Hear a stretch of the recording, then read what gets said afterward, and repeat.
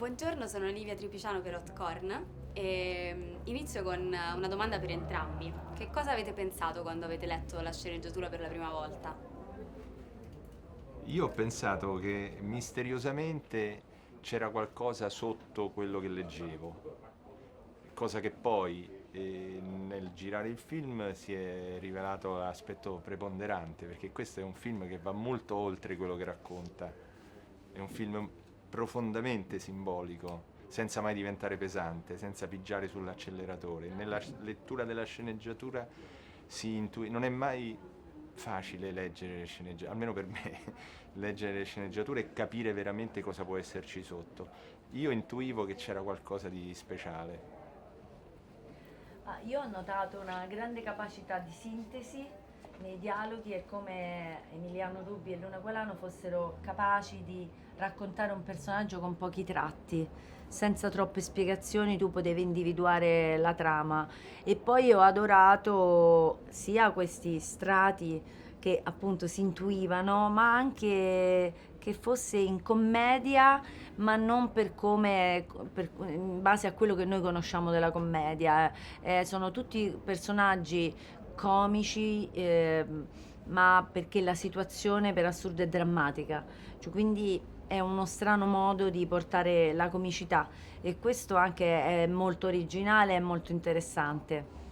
E questo film ci fa capire con questa ibridazione un po' di generi che questo genere di opere si possono fare anche qua in Italia. E secondo voi anche in futuro ci sarà sempre più ibridazione di generi, sperimentazione, come la vedete? Sì, penso e spero che ci sarà sperimentazione in questo senso, ma la condizione fondamentale perché questo avvenga è che si conservi la voglia di raccontare delle storie credibili prima ancora della coscienza di fare un film di genere.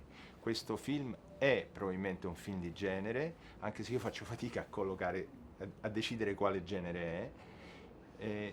Ma prima di questo c'è il fatto che questa storia è credibile. I personaggi non sono mai collocati come caselle dentro un genere, ma vivono tendenzialmente la loro storia, il loro dramma, le loro aspirazioni quando ci sono e tutto con grande verosimiglianza. Questa è la chiave perché questa ricerca di cui tu parli possa avvenire in maniera giusta. Secondo te, Paola? Beh, appunto, non si può prescindere dall'avere molto chiaro l'obiettivo, che cosa si vuole dire. Cioè, questa sperimentazione io credo che nasca e sia così ben riuscita dal fatto che Luna Gualano è una grande conoscitrice di cinema che appunto da sempre nelle sue prime opere comunque ha sperimentato il fantasy come genere, ma che può spaziare e giocare con vari sistemi, intanto perché è molto centrata la storia e poi perché ha un immaginario vasto ma che le appartiene. Quindi io, guarda, è difficile collocare, come dice Paolo, questo film, ma forse l'unica cosa che si può dire è che alla fine, zitto zitto, sotto sotto, questo è un film d'autore, è un film d'autore in commedia con il genere, credo che l'autore sia l'unico che poi può mettere insieme tutti i pezzi e farne un prodotto, ecco, quindi in questo senso forse è un film d'autore, mi piace dirlo perché spesso la commedia non viene considerata da questo punto di vista come qualcosa di autorale. Quindi io pure mi auguro che si possa esplorare questa strada, ma la differenza la può fare sempre la persona. Se ci sono persone che hanno delle cose da dire e lo sanno fare, si può fare, altrimenti è inutile attaccarsi al carro del genere e riprodurre le storie così a loop, no? Perché Certo. Voi avete sperimentato un po' di tutto nel corso della vostra carriera, ma c'è un genere oppure anche dei ruoli nel cassetto che avete, in cui sognate di cimentarvi?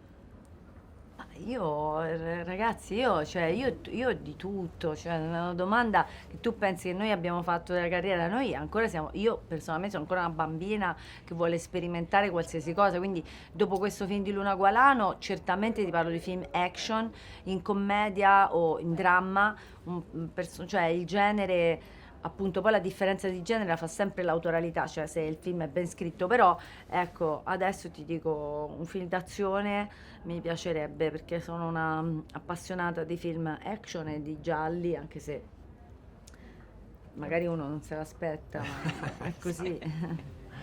Bene, abbiamo fatte, sì, ci accomuna un po', diciamo, la storia, sia a me che a Paola. Io personalmente ho fatto dei film bruttissimi nella mia carriera, anche. No, non voglio dire, la maggior parte delle cose che ho fatto non erano bei film, però io il mestiere l'ho imparato facendo quelle cose lì, come dice René Ferretti. E ride. Tra l'altro volevo partire proprio questa domanda. Esatto, voglio dire, Gli occhi del cuore 2, cioè non tutti hanno la fortuna di doverlo fare. Io ho avuto la fortuna di dover fare Gli occhi del cuore 2, spesso.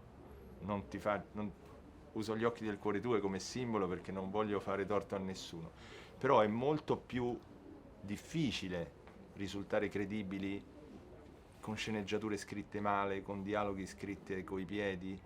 È molto più facile farsi dirigere da Sorrentino, da Garrone, da Tornatore. Sì, è più facile. È più facile. Anche avere un protagonista Quindi che... lì si impara il mestiere e io ho avuto la fortuna di impararlo così. Però adesso voglio lavorare solo con Tornatore, Sorrentino. È giusto, Consideriamo lo una puoi È fare. Luna Gualano però. È Luna Gualano, per carità. Grazie mille. Grazie a te.